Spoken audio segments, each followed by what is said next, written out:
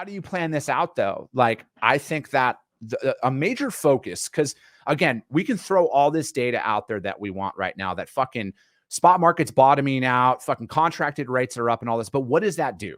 All right. Like, how does that help anybody besides raise a fucking level 12 alarm for anybody out there who's operating? Because we don't have the buying power.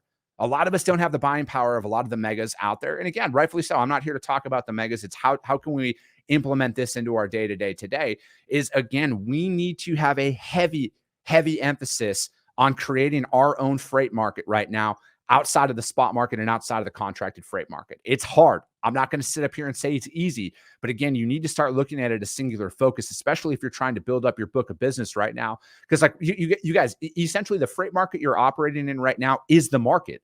Like, this shit never goes away.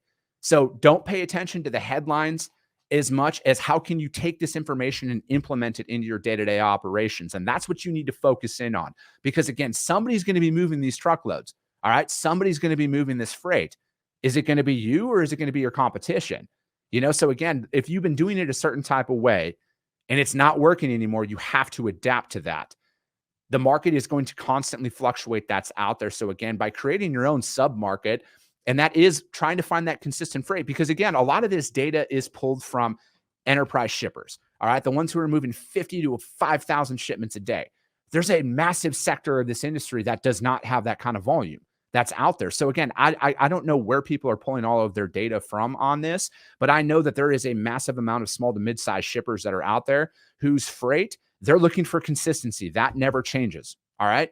No matter what way the market shifts, carriers and customers need the exact same thing, and that is consistency. If we can provide consistent pricing within a couple of percentage points that go either way, you're going to find freight. You're going to make money on that freight because you're going to be able to develop a carrier base based off of that information as well. Reutilize the carriers that are in your network. Stop playing the spot market every single day. If you want consistently, stop posting your shit every single day and hope to find the cheapest truck. That's not going to work. That's not going to sustain. It's proven itself time and time again. I am a capitalist, all right? You guys, I love fucking making money just as much as the rest of you. But now you got to look at it. How do I make money for the next 12 months? All right, that's the way that you need to be focused in on. Remove the transactional mindset that's out there of won this load today, post it up for today, get lowest truck, and then worry about tomorrow. You can't do that. You got to move away from that. You got to navigate away from it. You got to play the long game right now more than ever.